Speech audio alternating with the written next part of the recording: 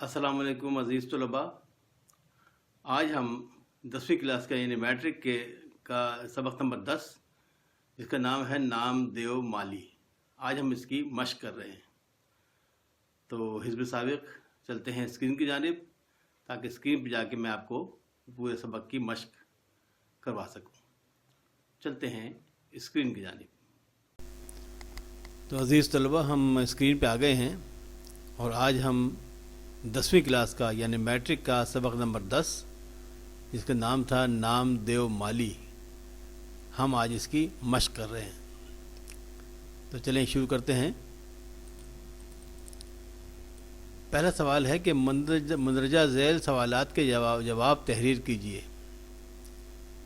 अलिफ है, नामदेव ने पानी की किल्लत के ज़माने में चमन को कैसे शादाब रखा। उसका जवाब है कि नामदेव कहीं न कहीं से ढूंढ ढांड कर पानी का घड़ा अपने सर पर रखकर लाता और पौधों को सैराब करता। तो ये घड़ा हम सही करते हैं, घड़े का लफ्ज़ यहाँ पे सही नहीं लिखा हुआ। पानी का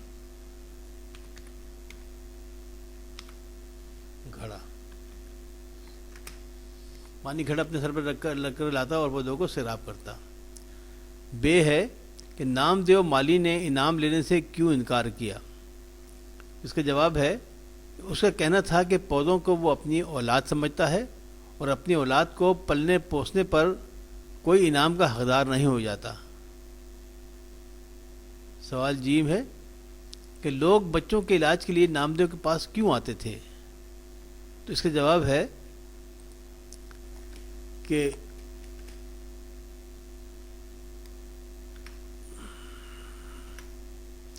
इससे जवाब है कि क्योंकि बागों में रहते रहते उसे जड़ी बूटियों की बहुत शिनाख्त हो गई थी, ख़ासकर बच्चों के इलाज की बहुत महारत हो गई थी, इसलिए लोग इसके पास आते थे। इसका जुज़ दाल है कि नामदेव की मौत का सबब क्या था। इसका जवाब है कि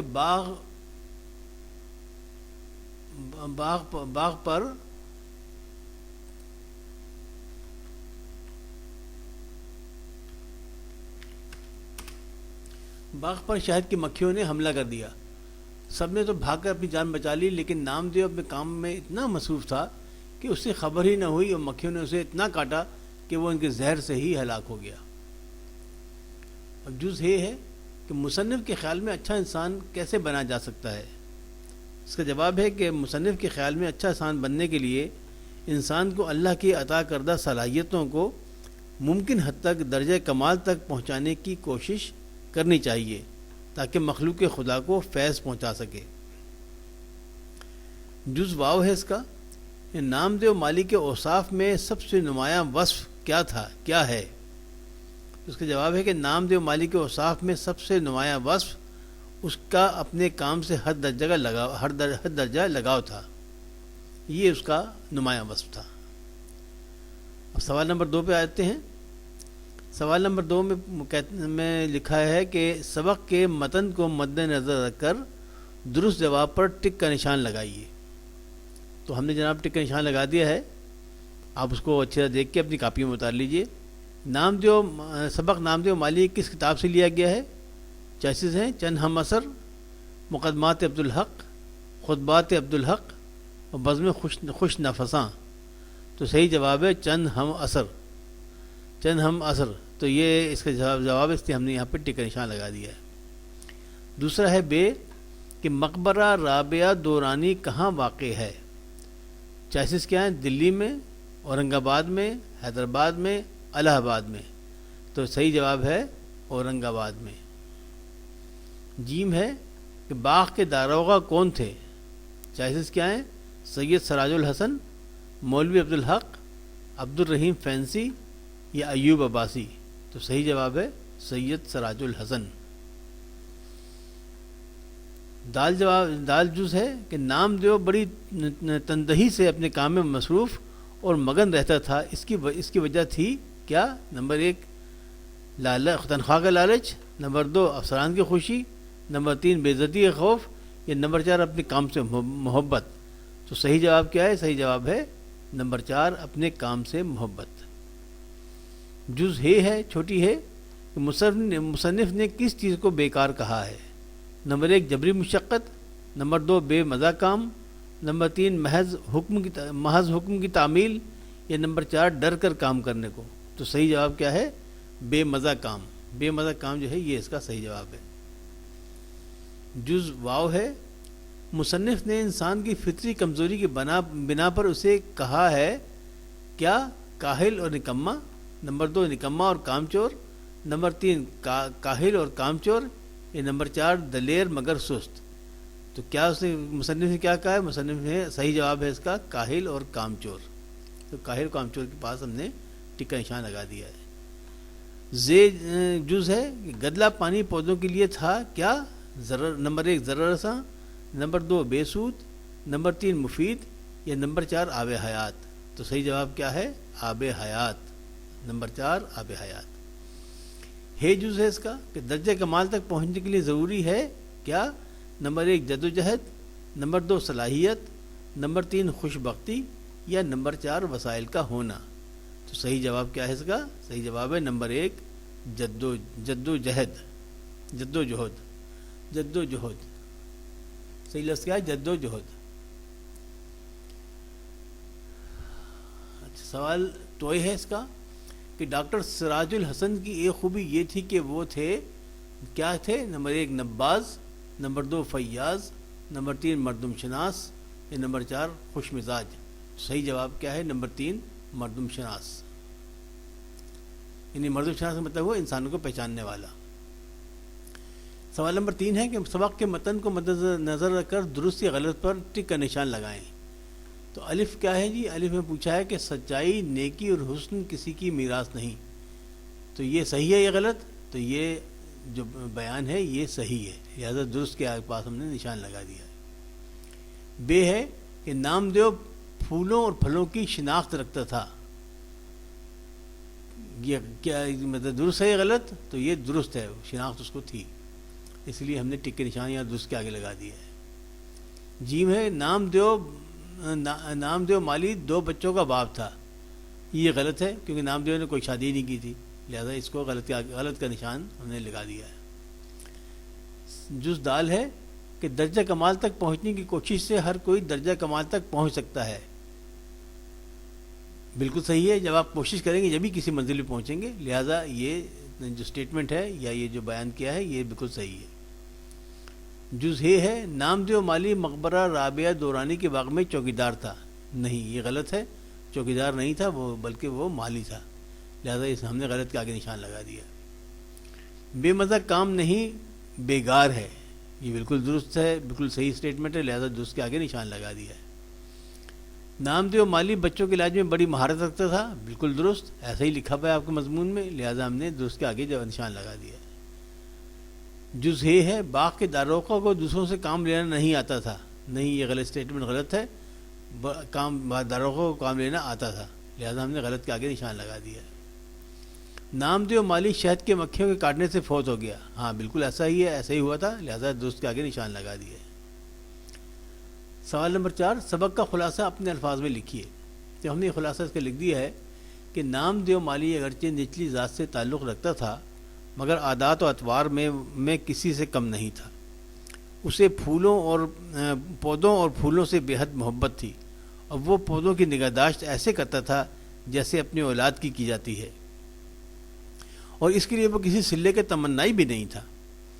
اس کے کام کی قدردانی کے طور پر اسے مقبرہ رابعہ دورانی سے متصل باغ کی تزئین و آرائش تفویض ہوئی، تو اس نے باغ کو 4 چاند لگا دیے، اور وہ باغ جو پہلے اجاڑ پڑا ہوا تھا ایسا خوبصورت بن گیا کہ لوگ دور دور سے دیکھنے آنے لگے۔ نامدیو مالی کو اپنے کام کے دوران جڑی بوٹیوں کی بہت شناخت ہو گئی تھی، اور وہ ان جڑی بوٹیوں سے بچوں کے علاج میں بہت ماہر ہو گیا تھا، اور لوگ دور دور سے اپنے بچوں کا علاج کروانے آنے لگے۔ وہ بچوں کا علاج بلا معاوضہ کرتا تھا۔ وہ اپنے کام سے اتنے انہماک سے کرتا تھا کہ ایک مرتبہ شہد کی مکھیوں نے باغ پر حملہ کر دیا۔ سب لوگ اپنی جان بچا کر بھاگ گئے، مگر نامدیو کو خبر ہی نہ ہوئی، اور بالآخر وہ شہد کی مکھیوں کے حملے کی وجہ سے ہلاک ہو گیا۔ تو یہ ہے اس کا خلاصہ۔ اب سوال نمبر 5 ہے کہ نام دیو مالی کی زندگی سے ہمیں کیا سبق ملتا ہے، مفصل لکھیں. تو چلیں ہم نے جو اپنی کوشش کی ہے وہ میں آپ کو سنا دیتا ہوں. جواب اس کا ہے کہ نام دیو مالی کی زندگی سے ہمیں یہ سبق ملتا ہے کہ انسان کو اپنا کام انتہائی ایمانداری، انہماک اور مہارت سے کرنا چاہیے. جو شخص اس ترتیب سے اپنے کام انجام دے گا تو اس کو معاشرے میں اچھے نام سے یاد کیا جائے گا اور دوسروں کی نظروں میں اس کی عزت اور توقیر میں اضافہ ہوگا. علاوہ ازیں انسان کو اپنے مقدور بھر دوسروں کی مدد بھی کرنی چاہیے. بڑا آدمی وہی ہے جو اللہ کی دی ہوئی استعداد میں کمال مہارت حاصل کر کے اللہ کے بندوں کی بھلائی میں اس کا استعمال کرے. تو یہ ہے سبق جو ہمیں اس سے ملتا ہے. سوال نمبر 6 ہے درج ذیل الفاظ کے معنی لکھیے اور جملوں میں اس طرح استعمال کیجیے کہ تذکیر و تانیث واضح ہو جائے. مطلب یہ پتہ چل جائے کہ یہ لفظ جو ہے یہ مذکر ہے، یہ مؤنث. تو اب یہ جو الفاظ لکھے گئے ہیں ہار، قلم، کان، اردو، کف، لگن، اس کے ہم آپ کو بتاتے ہیں کہ کس طرح ہے یہ. پہلے لفظ ہے ہار. ہار کے 2 معنی. ایک معنی ہے ہار کہتے ہیں شکست کو بھی کہتے ہیں، اور جو گلے میں ڈالا جاتا ہے گلے کا ہار اس کو بھی ہار کہتے ہیں. اب ہم اس کے جملے میں آتے ہیں کہ ہار کا جملہ ہے کہ اپنی ہار پر کون خوش ہوتا ہے. یہاں جو ہار ہے اپنی ہار پر، تو یہ اس کا مطلب ہے کہ یہ ہار جو ہے جس کو شکست کے معنی ہے تو وہ یہ ہار مؤنث طور پر استعمال ہوتا ہے. اپنی ہار، اپنا ہار کوئی نہیں کہتا، اپنی ہار. دوسرا جو ہار کا دوسرا معنی ہے وہ ہے گلے کا ہار. تو یہ مذکر استعمال ہوتا ہے. آپ کا ہار بہت خوبصورت ہے، تو یہاں پہ مذکر استعمال ہوا. قلم جو ہے وہ لکھنے والا قلم جو ہے مذکر استعمال ہوتا ہے، اور پودے کی قلم جو ہوتی ہے جس سے وہ پودا آپ اگاتے ہیں، دوسری جگہ جا کے لگاتے ہیں زمین میں قلم کاٹ کر کسی شاخ کی، تو اس کو بھی اس قلم کو مؤنث کہا جاتا ہے. اب دیکھیں جیسے لکھنے والا قلم جو کہ مذکر ہے، لہٰذا اس کو ہم نے استعمال کیا. کس طرح جملہ بنایا ہے؟ میرا قلم ساجد کے پاس ہے، میرا قلم، لہٰذا یہ یہاں پہ مذکر استعمال ہوا. اب اگلا جملہ ہمیں بنایا ہے پودے کی قلم کا کہ گلاب کی قلم لگاؤ اور 1 سال بعد اس کی بہار دیکھو. تو گلاب کی قلم، تو یہاں پہ قلم جو ہے مؤنث استعمال ہوا ہے. کان کا ایک معنی ہے جاندار، یعنی انسان کا کان، کسی جانور کا کان. تو کان کا معنی ہے کان کے معنی کسی انسان کے کان کے یا جاندار کے کان کے ہوتے ہیں. اور دوسرے جو کان ہے وہ ہے معدنیات کی کان ہوتی ہے. تو وہ معدنیات کی کان جو ہے وہ مؤنث استعمال ہوتی ہے، اور جاندار کا کان جو ہے وہ مذکر استعمال ہوتا ہے. تو اب اس کو دیکھیں، ہم نے جو جاندار کا کان ہے اس کو استعمال کیا کہ ہاتھی کا کان بہت بڑا ہوتا ہے، یہاں مذکر استعمال ہوا ہے. لیکن یہی جو کان کا لفظ ہے جو وہ معدنیاتی کان کے طور پر استعمال ہوگا تو کیا ہوگا؟ مؤنث. نمک کی کان کھیوڑا میں واقع ہے، نمک کی کان، لہذا یہاں پہ کان مؤنث میں استعمال ہوا. اردو کے 2 معنی ہیں. ایک تو اردو زبان ہے، مطلب بولی، اور دوسرا اردو کا لفظ کا معنی ہے لشکر کے.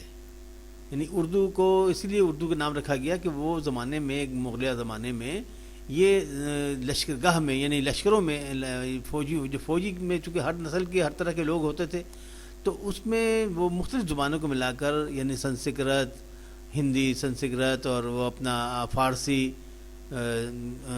ترکی زبان، عربی، یہ سب ملا کر اس میں وہ ایسے الفاظ شامل کیے گئے کہ وہ ایک نئی زبان اردو تک بن گئی، اور وہ سب کی سمجھ میں آنے لگی. تو اب اس کے ہم نے جملے بنائے ہیں. جہاں بولی کے معنی میں آتی ہے تو وہاں پہ یہ مؤنث استعمال ہوتی ہے. اردو ہماری قومی زبان ہے، اردو ہماری قومی زبان ہے. تو یہ اردو جو ہے یہ مؤنث استعمال ہوئی، اور یہ زبان کے لیے، یعنی لینگویج کے لیے استعمال ہو رہی ہے یہاں پر. دوسرا معنی ہے لشکر کے، یعنی فوج کے. تو اس کو استعمال کیا کہ خلافت عثمانیہ کا اردو بہت منظم اور مستعد تھا، یعنی خلافت عثمانیہ کا لشکر بہت منظم اور مستعد تھا. اچھا، پھر لفظ ہے کف. کف کے بھی 2 معنی ہیں. ایک تو ہوتا ہے آستین کا کف، یعنی آپ کی آستین میں جو آگے لگا ہوتا ہے ہاتھ کے پاس، اس کو بھی کف کہتے ہیں. اور دوسرا کف کہتے ہیں کھانسی کو. کھانسی جو ہے اس کو بھی کف کہتے ہیں.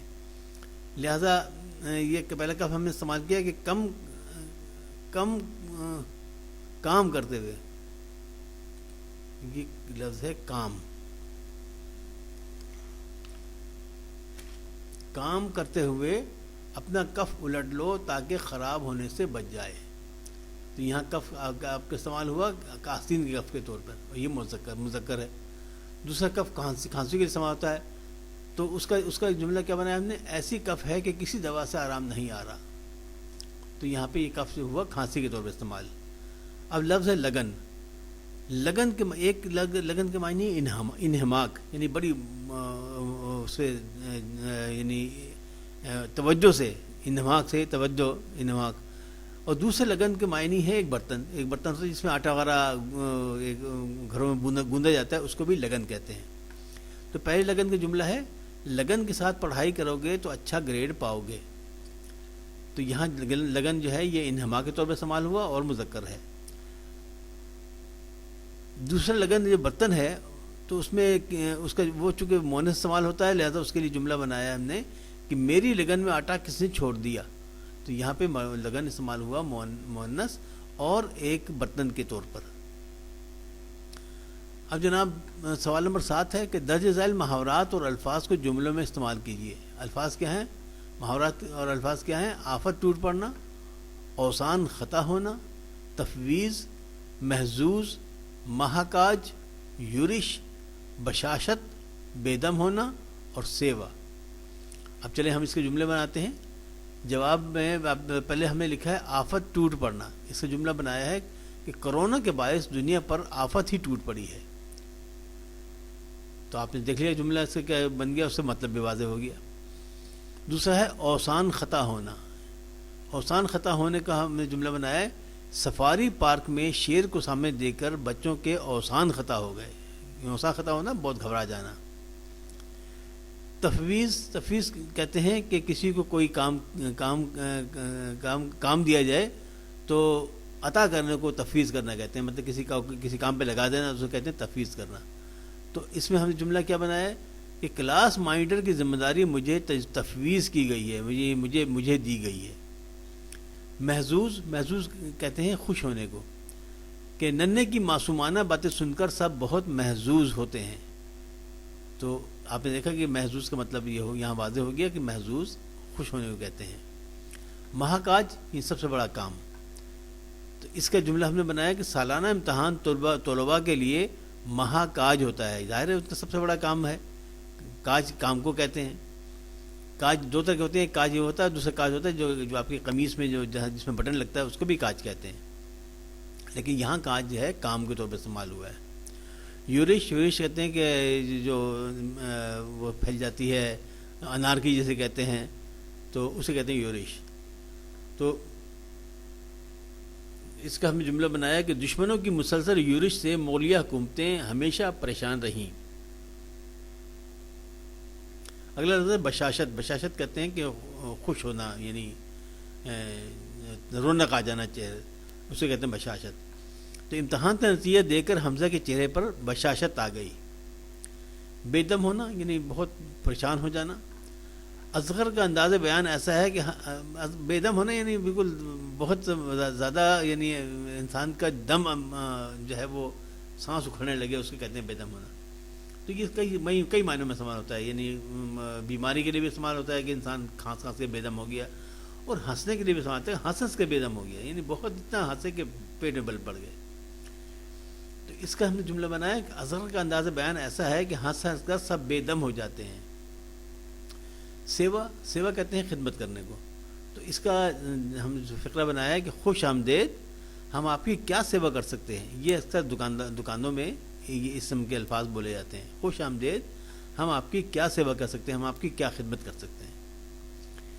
اب جناب آگے ہے زبانی الفاظ کے بارے میں ایک تفصیل ہے کہ ایسے الفاظ کا املا تو ایک ہی ہوتا ہے لیکن ان کے دو معنی ہوتے ہیں، اور ان میں سے بعض اوقات ایک معنی میں مذکر جبکہ دوسرے معنی میں مؤنث ہوتا ہے. مثلا تکرار بمعنی جھگڑا مؤنث ہے اور بمعنی اعادہ مذکر ہے.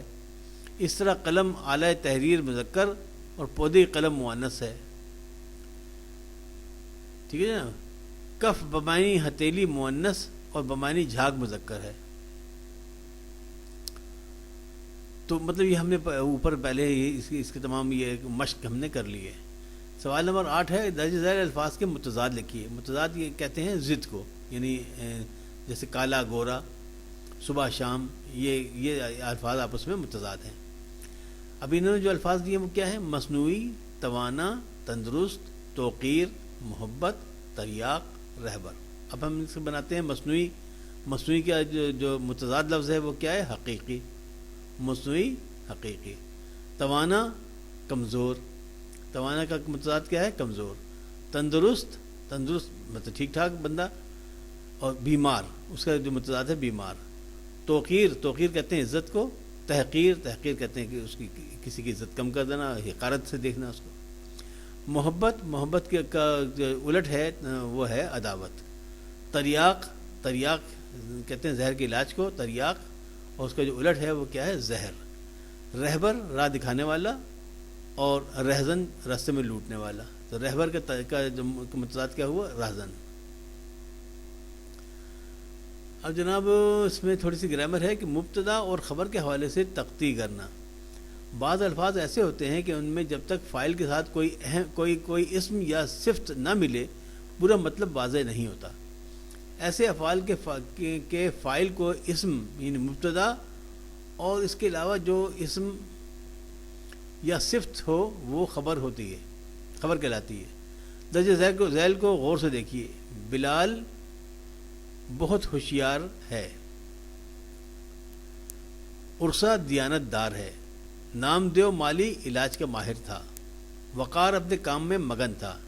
ان جملوں میں ہے اور تھا افعال ناقص ہیں, جبکہ بلال, عرصہ, نامدیو مالی اور وقار مبتدا اور ہوشیار, دیانتدار, ماہر اور مگن یہ خبر ہیں. اچھا اس کے بعد سوال نمبر 9 پوچھا کہ نامدیو مالی کے اہم اوصاف ترتیب وار لکھیں. تو ہم نے اس کو لکھ دی ہیں جواب میں کہ جواب یہ ہے اس کا کہ نامدیو مالی کے اوصاف: کام میں ہمتن مصروف, پودوں سے بہت محبت کرنے والا, جڑی بوٹیوں سے بچوں کے علاج کا ماہر, صاف ستھرا رہنے والا اور چمن کو بھی صاف ستھرا رکھنے والا, نہ شراب پیتا اور نہ بیڑی, سادہ, بھولا بھالا, منکسر المزاج, غریب بھائیوں کی بساط سے بڑھ کر مدد کرنے والا. تو یہ تھے اس کے اوصاف. تو جناب آپ کا یہ آج سبق کی مشق کی جو ہے سبق نمبر 10 کی مشق یہاں ختم ہوتی ہے. تو عزیز طلبہ آج ہم نے یہ مشق ختم کر لی ہے, اور اس کے ساتھ ہی سبق نمبر 10 یعنی میٹرک کا سبق نمبر 10 یہ بھی اختتام پذیر ہوا. اب آئندہ سبق کے لیے یعنی سبق نمبر 11 کے لیے پھر حاضر ہوں گے. اگر آپ چاہتے ہیں کہ آپ کو نئے سبق کی فوری اطلاع ہو جائے تو براہ کرم اس چینل کو سبسکرائب کر لیجئے اور بیل کے آئیکن کو دبا دیجئے تاکہ جو ہی نیا سبق لوڈ ہو آپ کو فوری اس کی اطلاع ہو جائے. اور اس کے علاوہ آپ اپنے دوستوں کو بھی اس کے بارے میں آگاہ کیجئے تاکہ زیادہ سے زیادہ بچے اس چینل سے استفادہ حاصل کر سکیں. تو اگلے سبق تک کے لیے اجازت چاہتا ہوں. اللہ حافظ. ناصر فی امان اللہ.